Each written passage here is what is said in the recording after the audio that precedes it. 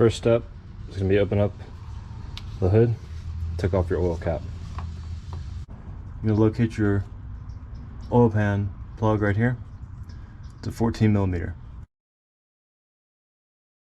You stick your plug back in there. Locate your filter housing. And you want to move your oil pan, your drip pan up under that. Grab a 3/8 drive with an extension on it. You're going to take out this piece right here so we can get to the drain.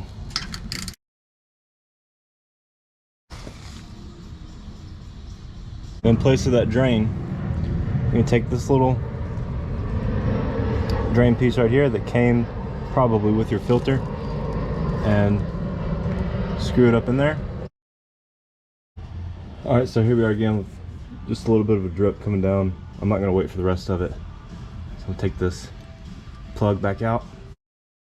Then you get your filter wrench. Mine is a 64 millimeter. It's got a 1/2 inch drive on it. Of course, yours might be different. So fit that up on there and unscrew the filter.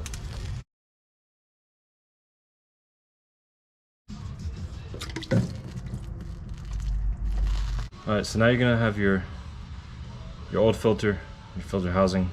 You've also got your drain cap right here. Take this one, throw it away. You've also got a gasket right here. You need to cut that off and throw it away too. I'll get your new filter and your bag of new O-rings here. The O-ring on the cap. Take this one, place the old one. From there, just take your new filter, slip it right on. Now grab your cap, stick it back in there and screw it in a little bit. Take your unit, screw it back in. Alright, now at this point, all you got left is to add your 7 quarts of oil. Make sure to be checking the level regularly.